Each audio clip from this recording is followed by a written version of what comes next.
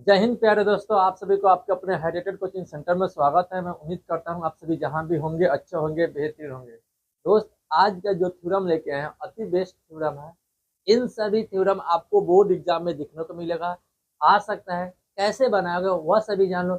और इसके बाद मैं जरूर बताऊंगा कि आपको बोर्ड एग्जाम में कैसे बनाना है, कौन कौन से क्वेश्चन को किस तरीका से बनाया हुआ, जिससे आपको नंबर बहुत अच्छा से मिल सकता है और ज्यादा से ज्यादा मिलेगा। ठीक है, तो चलिए इस थ्योरम में हम चलते हैं। यह थ्योरम देखो, यहाँ लिखा है अधिकोण त्रिभुज। क्या है? कोई ऐसा त्रिभुज जो अधिकोण त्रिभुज, इसका एक कोण हमारा 90 डिग्री है। यानी देखो लिखा हुआ है त्रिभुज अधिकोण त्रिभुज ए बी सी, लिखा हुआ है ए बी सी का बी कोण जो है, बी कोण है हमारा अधिकोण है। बता, अधिकोण है कि नहीं? बी कोण अधिकोण हो। और लिखा हुआ है ए डी और सी बी को, क्या लिखा है? ए डी और सी बी को बढ़ाया हुए भाग। देखो ए डी, देखो क्या लिखा हुआ है? ए डी और सी बी को, यहाँ लिखा हुआ है ना, ए डी, एडी लिखा हुआ है एडी। सीबी, यहाँ से देखो सीबी दिखाई दे रहा है, ये बढ़ा हुआ भाग है। हाँ, एक दूसरे का लंब पर मिलता है। देखो सी डी लिखा हुआ है, सी से डी को बढ़ाए, ना कि यहाँ से ऐसे बढ़ा देंगे। सी डी, सी के डी के बाद आगे बढ़ाएंगे। तो क्या है? बढ़ाया हुआ भाग पर लंब हो तो लंब है। तो सिद्ध करेगी क्या? ए सी का स्क्वायर या ए सी का स्क्वायर बराबर ए बी का स्क्वायर प्लस बी सी का स्क्वायर प्लस 2 BC। क्या है? बी सी, यह है B C into B D, B C और इंटू बी डी, यह हमारा बराबर। ठीक है, इसको सिद्ध करना है। सिद्ध करने में हमें क्या है? सबसे पहले विशेष प्रतिज्ञा की ओर चलते हैं। क्या करते हैं? विशेष प्रतिज्ञा, विशेष प्रतिज्ञा, प्रतिज्ञा। यहाँ ध्यान देते, विशेष प्रतिज्ञा में क्या लिखे? जो त्रिभुज में दिया रहता है उसे लिखे। ठीक है, जो त्रिभुज में दिया रहेगा उससे लिखना है। हमें क्या लिखे? त्रिभुज ए बी सी लिखेगा। त्रिभुज ए बी सी एक समकोण त्रिभुज, एक का अधिक कोण त्रिभुज है।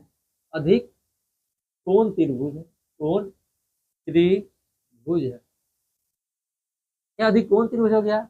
इसके बाद बी, जिसमें क्या है? बी कोण क्या है? बी अधिक कोण है, बी अधिक कोण है, अधिक कोण है। तो यहाँ पे लिख दिया। अभी अभी लिखा हुआ है सी को बी और एडी इसके साथ क्या है? लंब है। यह लिखा प्रश्न में दिया है। ठीक है, लिख सकते हैं। लिखेंगे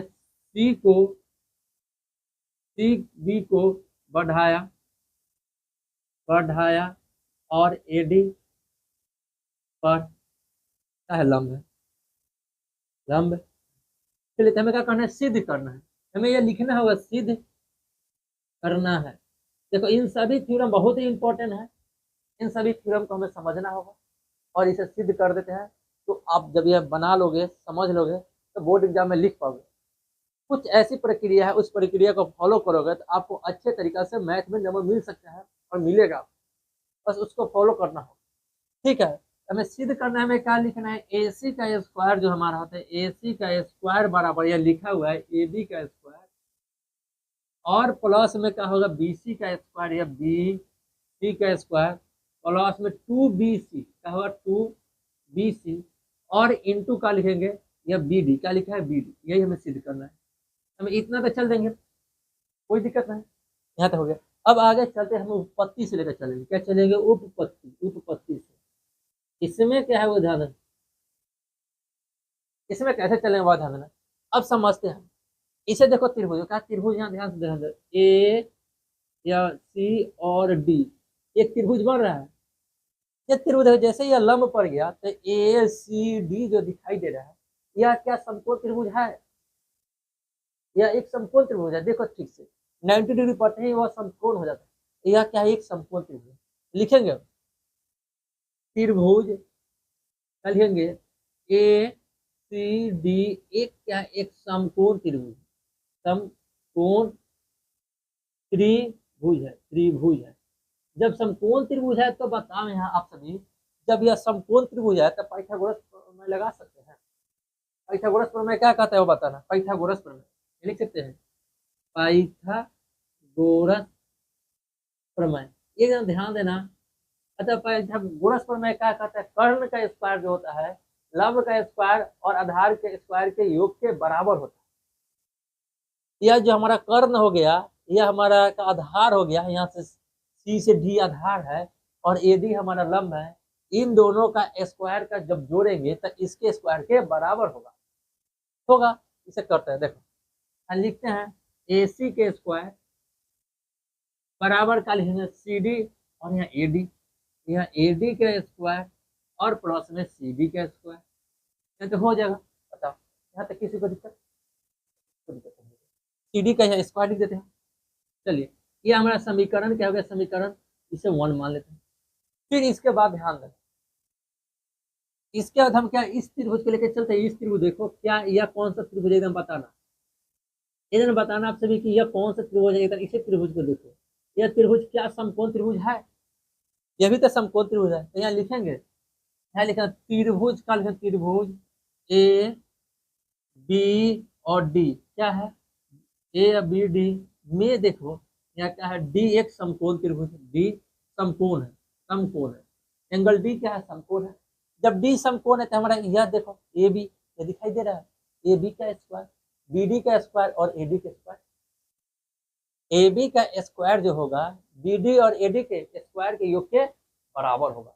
तो लिख सकते हैं यहाँ, लिखिए AB का स्क्वायर बराबर का लिखेंगे BD का स्क्वायर और प्लस में AD के स्क्वायर के बराबर। यहाँ तक कोई दिक्कत?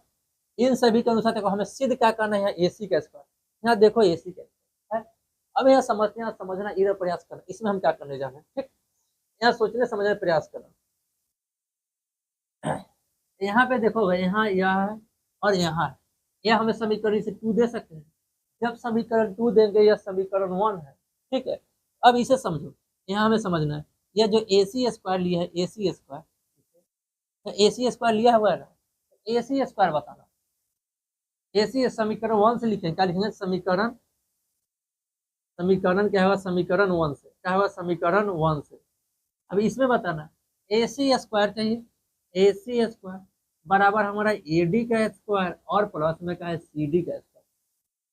समझो समीकरण 1 में दिया हुआ है, ये लिख लीजिए, कोई दिक्कत नहीं।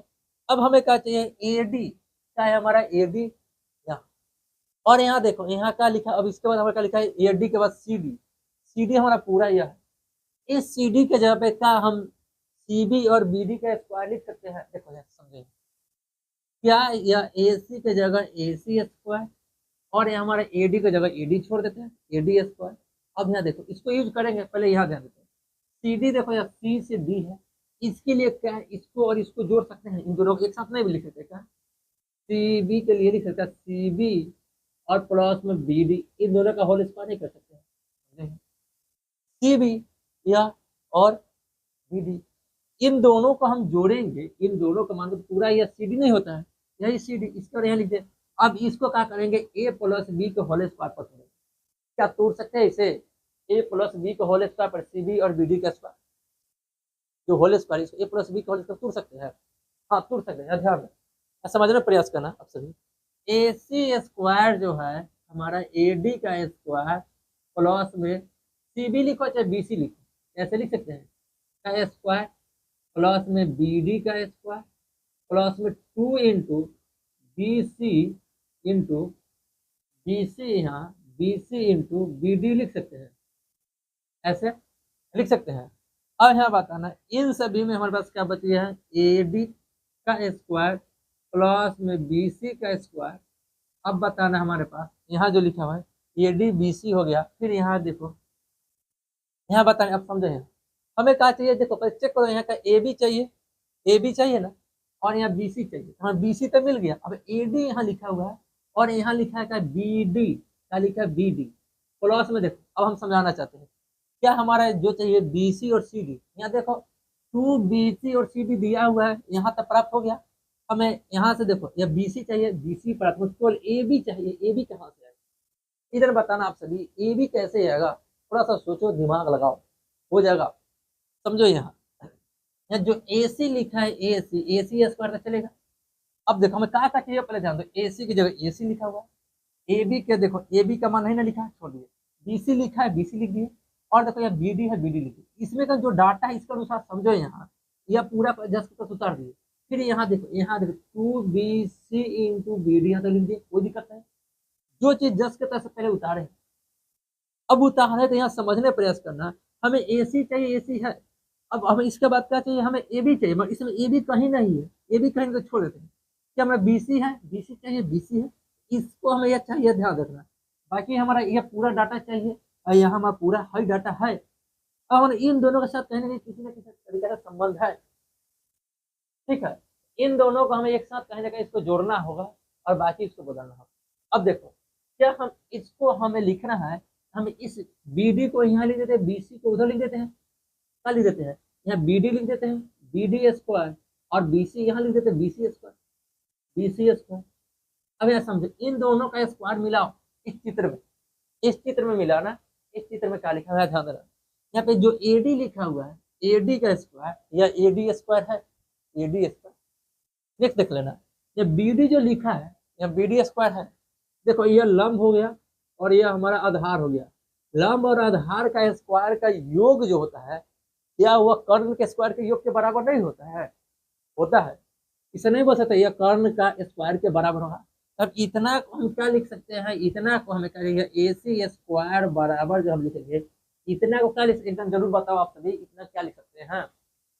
इतना को क्या हम ए बी नहीं लिख सकते हैं, या ए बी का स्क्वायर, तो यह हमारा क्या होगा, ए बी होगा और ए बी का स्क्वायर होगा। बाकी हमारे पास बी सी का स्क्वायर प्लस में 2bc इंटू बी डी होगा। यह हमारा काम पूरा, यह प्रूव्ड हो गया। जो हमने कहे थे, जो यहाँ दिया था सिद्ध करने के लिए, वह सिद्ध कर दिया। आगे भी इसी तरीके का बहुत ही इंपॉर्टेंट सभी क्वेश्चन आएगा, जो भी इंपॉर्टेंट होगा एग्जाम में आने वाले सभी करवाएंगे। अभी दीर्घ उत्तरीय जो भी साइंस का वो सभी क्वेश्चन करवाएंगे, आपको आइडिया बताएंगे कि आपको कैसे बनाना है दीर्घ उत्तरीय क्वेश्चन, ठीक है। बस आपको मन लगा के पढ़ना है, ये जितना भी समय उतना समय झोंक दो अपने आप को, मेहनत कर दो, जितना मेहनत करोगे वही तुम्हारा फल आएगा। और तुम कर सकते हो, तुम्हारे पास है उतना हिम्मत, तुम कर दोगे। फिर इतने रहते हैं, ओके बाय।